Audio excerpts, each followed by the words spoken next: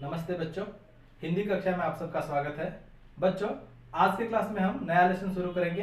Lesson का नाम है रंगों का त्योहार। चलिए पाठ की ओर बढ़ते हैं। बच्चों, सबसे पहले हम इस इकाई का वाचन कर लेते हैं। जिस तरह मैं पढ़ता जा रहा हूँ बच्चों, आपको भी उसी तरह पढ़ना है। पक्षियों की चहचहाहट और कलरव ने संगीत छेड़ दिया था। तभी पुन्नू आकर दादी के पास खाट पर बैठ गया। पुन्नू को पास बैठा देख दादी ने कहना शुरू किया, प्रहलाद तुम्हारी तरह एक छोटा लड़का था जो भगवान विष्णु का भक्त था। उसके पिता का नाम था हिरण्यकश्यप। हिरण्यकश्यप ने कठिन तपस्या करके ब्रह्मा जी से वरदान प्राप्त कर लिया था कि उसे किसी भी मनुष्य, पशु, अस्त्र शस्त्र के द्वारा मारा न जा सके। न वह सुबह मारा जा सके और न रात को। इस तरह वरदान पाकर वह घमंडी हो गया। वह खुद को देवताओं से भी बड़ा समझने लगा। लोगों से अपनी पूजा करने को कहता तो कोई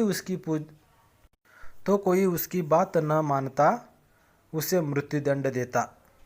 दादी, पर उसका बेटा तो भगवान विष्णु का भक्त था, तो क्या उसने अपने बेटे को भी मार डाला? पुन्नू ने सवाल किया। हाँ पुन्नू, उसने अपने बेटे प्रहलाद को बार बार कहा कि वह उसकी पूजा करे, पर प्रहलाद ने विष्णु की भक्ति करनी नहीं छोड़ी। वह विष्णु जी के नाम का जाप करता रहता। क्रोधित होकर हिरण्यकश्यप ने एक बार उसे पर्वत से नीचे फेंकवा दिया। उसे पागल हाथी के सामने रखवा दिया, जिससे हाथी उसे मार डाले, पर प्रहलाद हर बार बच जाता। बच्चों, यहाँ पर दादी ने अपने पोते को प्रहलाद और हिरण्यकश्यप के बारे में परिचय दे रही है। पक्षियों की चहचहाहट और कलरव ने संगीत छेड़ दिया था। तभी पुन्नू आकर दादी के पास खाट पर बैठ गया। पुन्नू को पास बैठा देख दादी ने कहना शुरू किया, प्रहलाद तुम्हारी तरह एक छोटा लड़का था जो भगवान विष्णु का भक्त था। उसके पिता का नाम था हिरण्यकश्यप। दादी ने पुनीत को आंगन में आने को बताकर वह आंगन में जाकर बैठ गई। आंगन में पक्षियों की चहचहाहट और कलरव से संगीत का नाद गूंज उठा था। तभी पुन्नू आकर अपनी दादी के पास काट पर बैठ गया। पास आकर बैठा पुन्नू को देखकर दादी ने कहना शुरू किया कि प्रहलाद भी बिल्कुल तुम्हारी तरह एक छोटा बालक था। वह भगवान श्री विष्णु का भक्त था।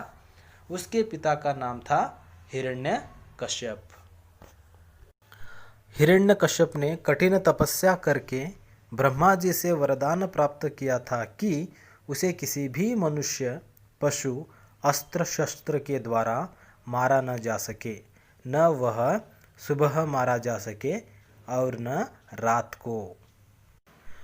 तो बच्चों, हिरण्यकश्यप ने कठिन तपस्या करके ब्रह्मा जी से एक वरदान प्राप्त कर लिया था कि उसे किसी भी मनुष्य, प्राणी या हथियारों के द्वारा मारा न जा सके। न उसे सुबह मारा जा सके न रात को। ऐसा वरदान उन्होंने भगवान से या ब्रह्मा जी से प्राप्त कर लिया था। इस तरह वरदान पाकर वह घमंडी हो गया। वह खुद को देवताओं से भी बड़ा समझने लगा। लोगों से अपनी पूजा करने को कहता तो कोई उसकी बात न मानता, उसे मृत्युदंड देता। तो बच्चों, हिरण्यकश्यप ने ब्रह्मा जी से वरदान पाकर वह एकदम घमंडी हो गया। वह अपने आप को देवताओं से भी बड़ा समझने लगा। लोगों से अपनी पूजा करने को कहता। अगर कोई उसकी बात नहीं मानता तो उसे वह मृत्युदंड देता। मृत्युदंड का अर्थ है मौत की सजा।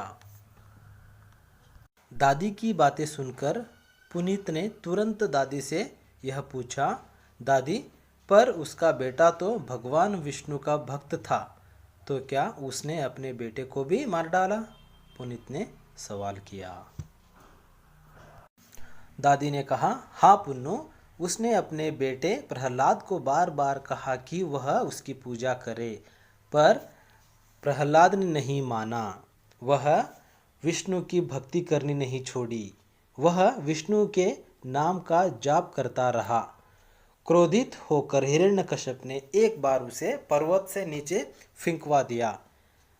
उसे पागल हाथी के सामने रखवा दिया, जिससे हाथी उसे मार डाले, पर प्रहलाद हर बार बच जाता, क्योंकि वह विष्णु का भक्त था। बच्चों, अगले भाग को हम दूसरी कक्षा में पढ़ेंगे। धन्यवाद।